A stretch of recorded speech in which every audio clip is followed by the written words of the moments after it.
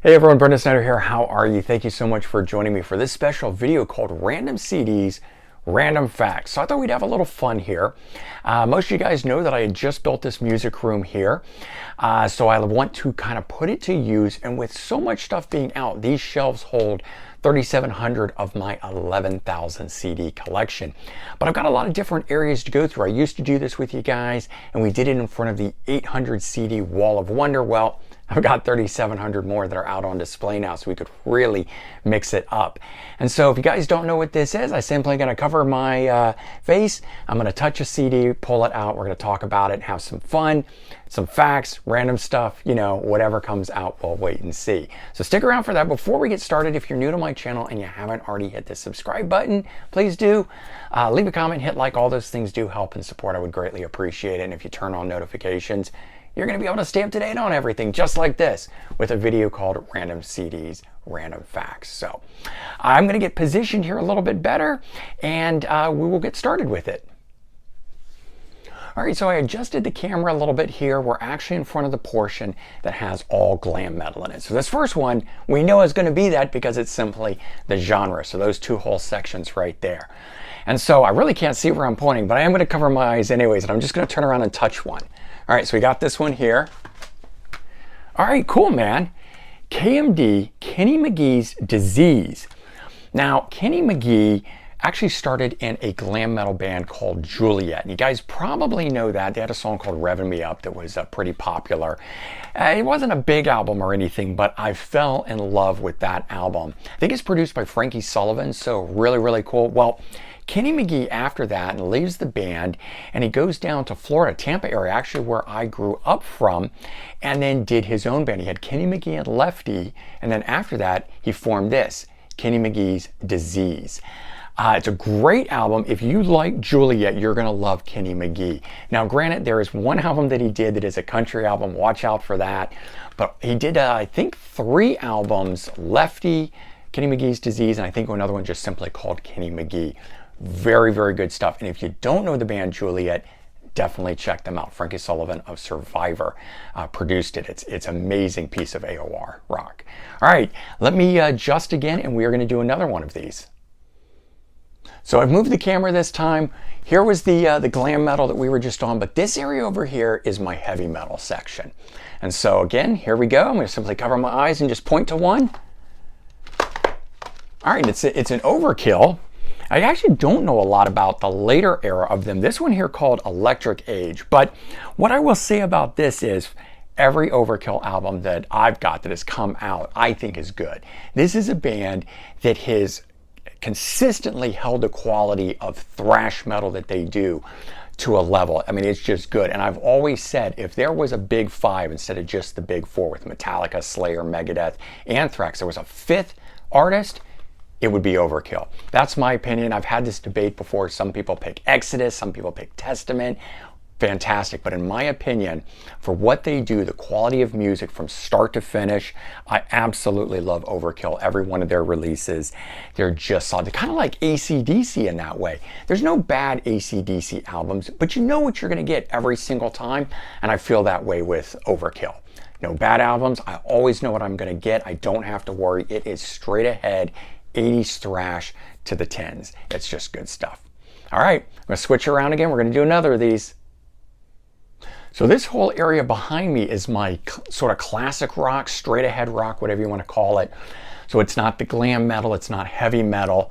This stuff is just rock, the good stuff. So this has the AC/DC, the Aerosmith, the Led Zeppelin, all that sort of stuff. Both of this, the whole thing around me, because there's just that much of it. So that's kind of how I broke this down. I've got 2 sort of L-shaped pieces like this, and you saw the glam metal, the heavy metal, but now we're just at the straight ahead rock. I'll probably do a couple of these here, but we're going to do this one now. So cover up, simply point. What do we got? A Sting album. Nothing Like the Sun. This is a great album here. Sorry, I wasn't showing you. I was actually looking at it. My mistake. 1987. This is just right after he had left the Police. So he's bringing some of that with him. But of course, the stuff that he was always known for, he really started to expand on the more jazz influences, the more soul influences, that sort of stuff. Really started to dip into this. But Be Still My Beating Heart is on here. Englishman in New York. A lot of cool classics from Sting's repertoire appeared on this one here, the Nothing Like the Sun album. So good stuff. Definitely worth checking out. My favorite track on this album, though, is Sister Moon. If you haven't heard that one, check that one out. I think it's a really good track. Now we've moved a little bit closer here. We're still in the rock section that we were in before, but I just wanted to get to a different area so I can just randomly point to something here. We can see what comes off the wall. We've actually got, I'm really enjoying this so far. I mean, the variety of the stuff that has come off. So I'm hoping that out of this, each of you guys are finding or learning something a little new about it, kind of having fun with this. But let's see. I just close my eyes on this one. Oh, here's an interesting one. Mark Farner, a solo album of his from Grand Funk Railroad. I mean, he's the main guy, guitar player, singer, wrote most of the stuff. Drummer sang also. This one here, For the People, that's Mark Farner, the Rock Patriot. This one here, I'm trying to see if I can find the date on it. 2006 is what's on the back. I don't know if that's when this was actually recorded, but unfortunately oh, look at that. I hate that when the CD case is snapped like that. I'll have to replace that. But unfortunately, his solo stuff didn't really sound like what he did with Grand Funk. I mean, I guess it's just that thing, you get three guys together and for whatever reason it clicks. But Mark Farner's solo, he took a much more straight ahead approach, and this is some of it. It's cool. I always enjoy exploring what my favorite artists do after they leave bands or before they join bands. And this was a good one. He has another solo album. I actually had two solo albums that he did. I think they were back in the 70s, and those are pretty good. In fact, I'm just going to turn around here and see if it's here, and it is. The Complete Atlantic Sessions, you can see them on the back. So I know this is not a random one that I pulled off. I just want people to know that if you want some good solo Mark Farner, and it just looks like this on the front, but what it's promoting are these two albums, and it's on one disc there.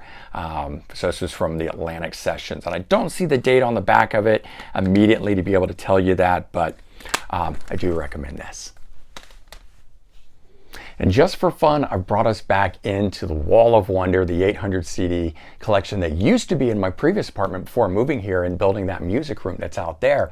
So I thought, let's do one here. Let's have a little throwback. So again, let's see, I'll close your eyes with this hand and we'll see what I got.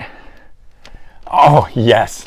This is my favorite Ted Nugent album. And I know it's not one of the classics. It's just the one that started me in. And I picked this up after learning about him and loving what he did in Damn Yankees, Spirit of the Wild. I love this album. I mean, again, I know it's not one of those classic ones from the 70s, but it just kicks off. We got David St. Holmes coming back in here. We've got Ted Nugent. Who else? It's Derek. Sorry, I know I said that wrong, right? It said David, but I meant Derek St. Holmes. Back with him. We've got Michael Lutz. That was the cool thing about this. So that guy is from Brownsville Station, and he just brought the rock with him. He's actually still out there touring with a version of Brownsville Station, but he's on this album. And let's see, I actually checked the drummer on this. I don't know why I want to say it's Denny Carmassi, but let's see. It is Denny Carmassi. Awesome. I love it when I remember things like that. Derek St. Holmes on vocals, Michael Lutz on bass and vocals, keys, Denny Carmassi on drums, and of course you got Ted Nugent in here as well. And yeah, this was just actually reissued, so you can go get a copy. This is an Atlantic Records original one that came out, and I want to say 95, yeah. So right after the whole, thing ended with the hair metal and that sort of stuff, glam metal, the Damn Yankees guys split, and Jack went off with Night Ranger, and we had Tommy go back to Styx, while Ted Nugent went back to being solo. And actually the drummer from Damn Yankees went on to join Lynyrd Skynyrd, so that's where he is. He's been there ever since.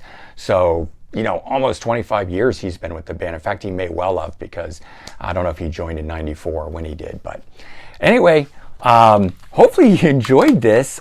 We got to go through 5 different things here, and some real variety in this. I mean, the Kenny McGee frontman for Juliet, just some absolute, good thrash from Overkill. One of Sting's early albums, which is great. another solo one. And we got some solo stuff going on within this from a bunch of guys, Mark Farner. And that's what you're going to find in my collection. I've got a lot of stuff that just branches out. And of course, Ted Nugent. And I think it's classic. I know it doesn't fit the bill of what his 70s albums are, but man, I love it. So there you go. Random CDs, random facts. Maybe you pulled a tidbit out of that or just found something new that maybe you want to go check out. If not, either way, hope you enjoyed it. Take care, everyone. Have a good one. Don't forget to subscribe, and I'll talk to you soon. Bye-bye.